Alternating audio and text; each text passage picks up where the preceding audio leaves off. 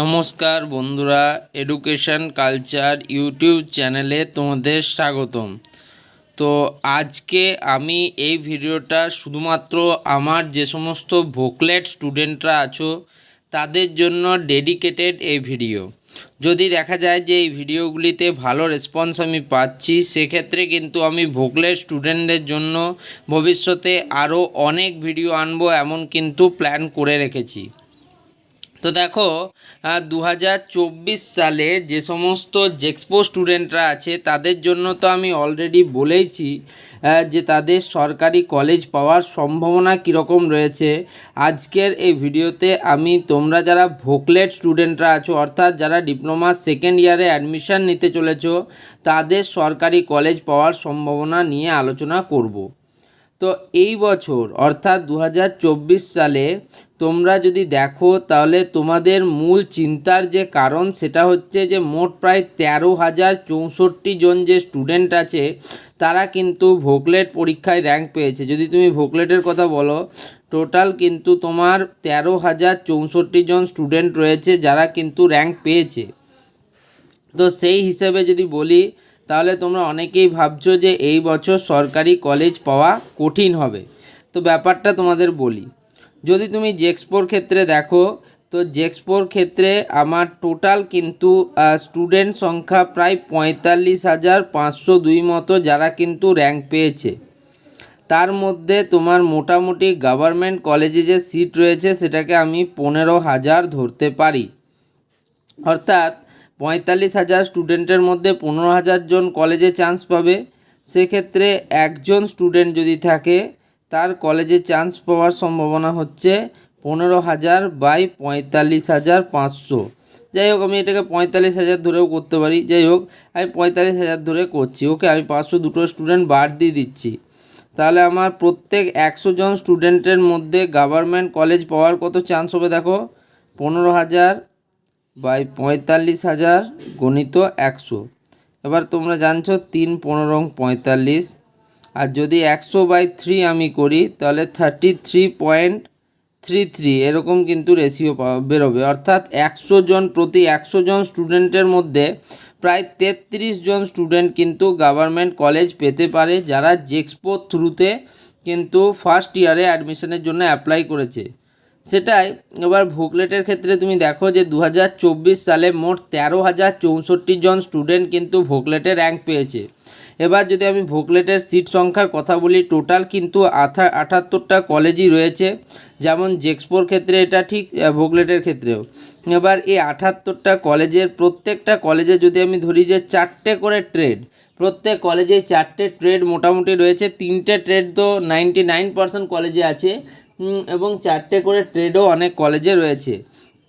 কিন্তু দেখো, ভোকলেটদের ক্ষেত্রে যেহেতু direct lateral entry through second ইয়ারে অ্যাডমিশন হয়, সেক্ষেত্রে কিন্তু সিট থাকতে পারে 6টা। কোনো ট্রেডে 6টা সিট অ্যাভেলেবেল থাকে, আবার কোনো ট্রেডে 3টে সিট অ্যাভেলেবেল থাকে। তাহলে যদি আমি 78টা কলেজেই 6টা করেই প্রত্যেকটা ব্রাঞ্চে সিট তোমাদের জন্য থাকে, তাহলেও তোমরা দেখো 4 6 24 গণিত 78, ঠিক আছে।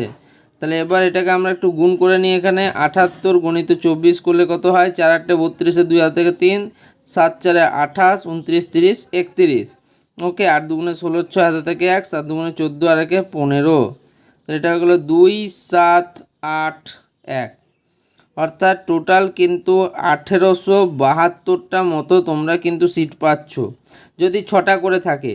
এবার যদি আমি এটাকেই দুটো পার্টে ভাগ করি, আমি ধরছি যে 50টা কলেজে 4টে করে ট্রেড আছে এবং 6টা করে ব্রাঞ্চ আছে, আর বাকি যে তোমার 28টা কলেজ আছে সেখানেও 4টে করে ট্রেড আছে, কিন্তু 3টে করে সিট ফাঁকা আছে। তাহলে তুমি দেখো 50 4 আমাদের 206 হচ্ছে 1200 সিট।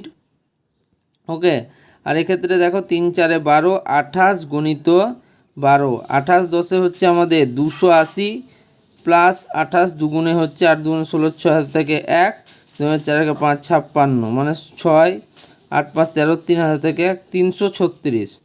অর্থাৎ তুমি যদি দেখো তাহলে 1200 প্লাস 336 মানে হয় 1536। তো আমি মোটামুটি হিসেবে ধরে নিচ্ছি যে তোমাদের কিন্তু 1500টা সিট রয়েছে গভর্নমেন্ট কলেজে ভোকলেটের থ্রু অ্যাডমিশান নেওয়ার জন্য। এবার এই যে 1500টা সিট তোমাদের রয়েছে, এই 1500টা সিট কিন্তু গভর্নমেন্ট কলেজে তোমরা চান্স পাবে। আর তোমাদের ফর্ম ফিল আপ হয়েছে প্রায় 13,000। ওকে, তার মানে তোমরা বুঝতেই পারছো প্রত্যেক 13,000 স্টুডেন্ট পিছু তোমার সিট রয়েছে মাত্র 1500টা।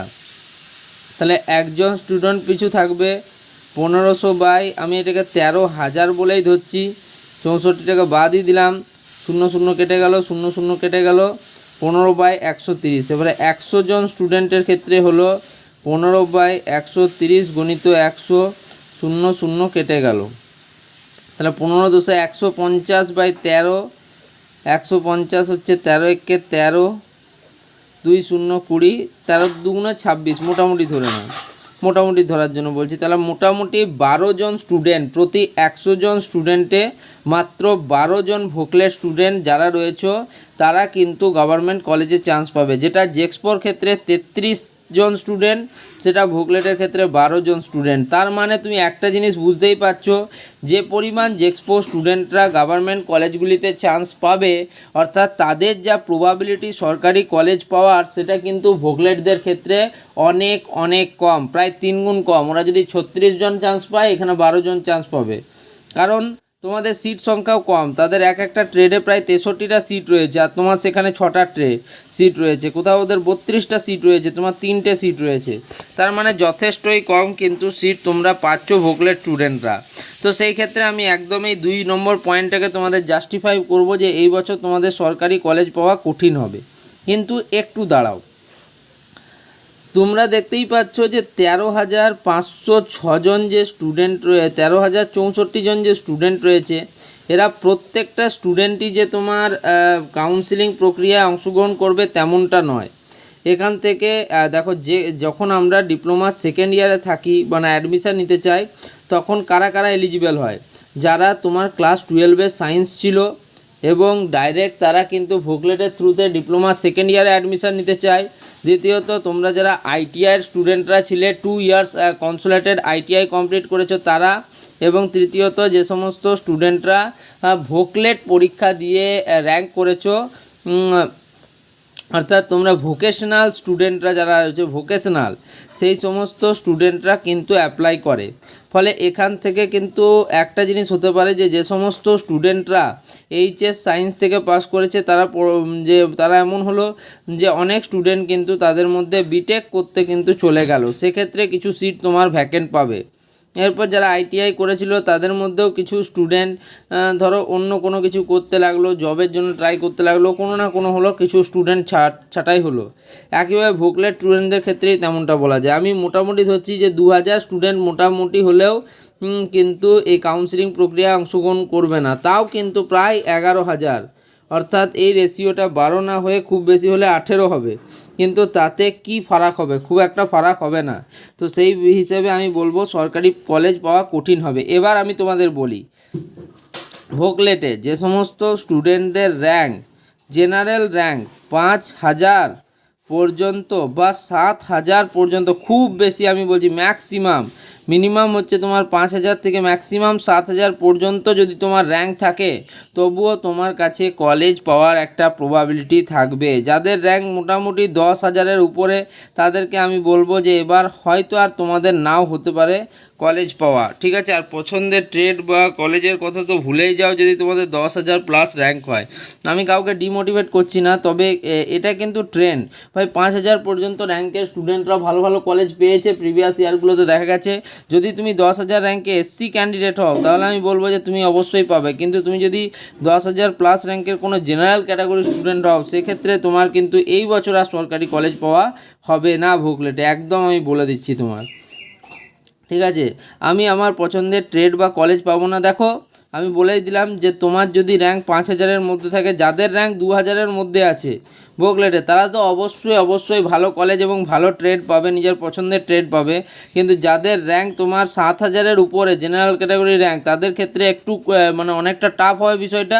আর 10,000-এর উপরে তো আমার মনে হয় না তুমি পছন্দের ট্রেড পাবে। কলেজ হয়তো পেয়ে যাবে, ট্রেড কিন্তু পাওয়া হবে না। নেক্সট সিএসটি ট্রেড পাওয়া আরও কঠিন হবে। দেখো সত্যি বলতে গেলে কম্পিউটার সায়েন্স অ্যান্ড টেকনোলজিতে টোটাল আমি যদি ধরি 78টা কলেজেই কিন্তু কম্পিউটার সায়েন্স অ্যান্ড টেকনোলজি নেই।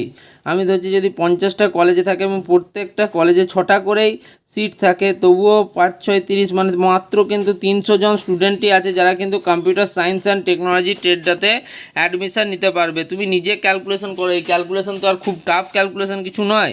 তাহলে দেখো মাত্র 300 জন স্টুডেন্ট কিন্তু মোটে কম্পিউটার সায়েন্স অ্যান্ড টেকনোলজি ট্রেডে অ্যাডমিশন পাবে। তো সেক্ষেত্রে আমি কি করে বলবো যে তুমি পাবে কি না, তার কারণ এই ট্রেডটা পাওয়া কঠিন হবে।